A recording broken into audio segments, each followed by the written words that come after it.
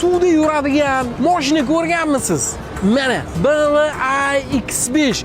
X5 ni bilardingiz. Aynan o'sha X5 dizaynida iX5 Hydrogen, ya'ni suvda vodorodda yuradigan mashina 2027-yildan boshlab ishlab chiqaradi, ya'ni sotuvga chiqadi deb hozir ko'rgazmada ko'ryapman. Qay darajada ommalasharkin bu mashina. Neft sotadigan, benzin sotadiganchilarga ta'sir qilmasmikin? Salon dizayni ham, kuzov dizayni ham xuddi o'sha X5, faqat old orqa bamper tellari, spoilerlari nomiga o'zgargan. Gap yo'q.